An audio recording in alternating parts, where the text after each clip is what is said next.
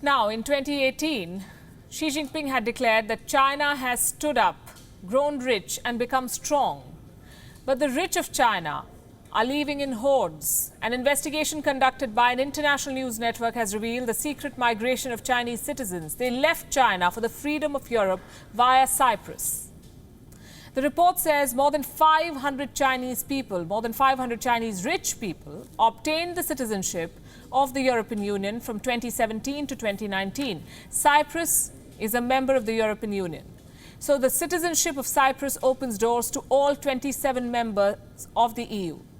One name stands out in this list: Yang Huiyan, the sixth richest woman in the world according to Forbes. She is said to have a fortune of more than $20 billion. Yang is the principal owner of Chinese property developer Country Garden. And she got herself the citizenship of Cyprus by paying for it.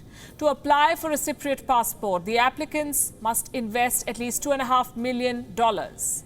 This usually goes towards real estate purchases. The program is known as Golden Passports. Since it was created in 2013, the European Union has called for the program to be shut down. Until now, it hasn't. And so rich Chinese continue to exit their country through this route.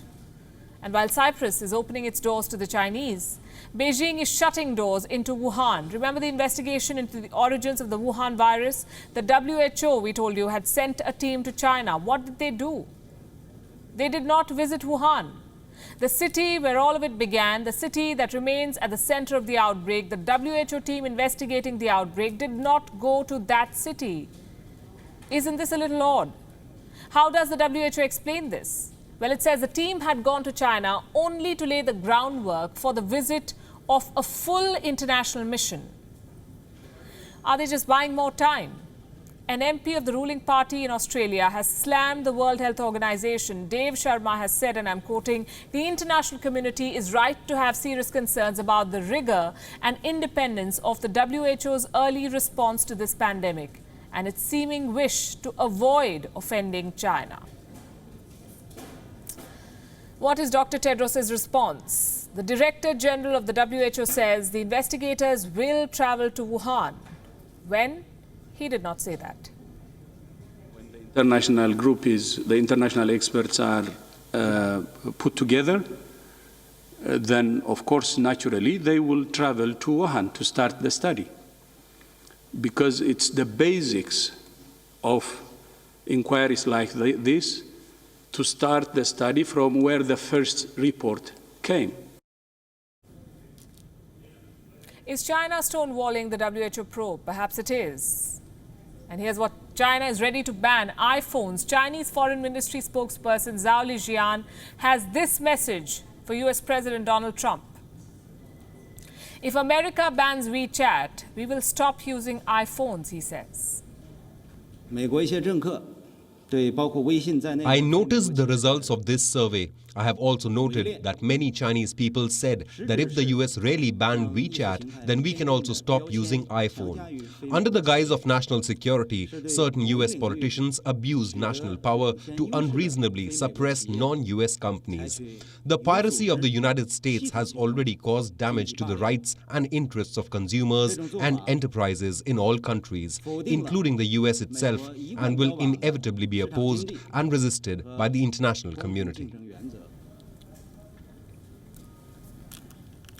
China had compelled Apple to move its servers into the country so that they could censor the content on iPhones. But China's Great Firewall is porous. A photograph of allegedly of a Chinese soldier killed during the face-off in Galwan is going viral. Let me show you what it looks like. A headstone with letters in Mandarin with some cigarette stubs. This is the photo that is doing the rounds. I must say at the outset, we've not been able to independently confirm if this indeed is the grave of a Chinese soldier. The photograph is growing viral on the Chinese internet alongside a description that is consistent with the events of the clashes in Galwan in the month of June.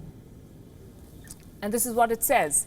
The grave allegedly belongs to soldier number 69316. The big block letters translate to Martyr Chen Xiang Rong.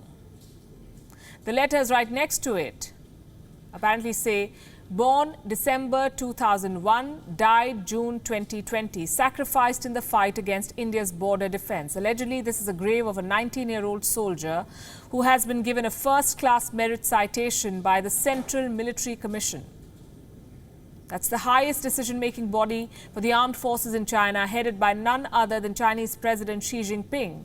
3 months have passed since the clashes. There's been a lot of speculation around China's casualties. Most of our sources say that the casualty figure on the Chinese side was higher than the Indian side, but Beijing refuses to acknowledge the sacrifice of its soldiers.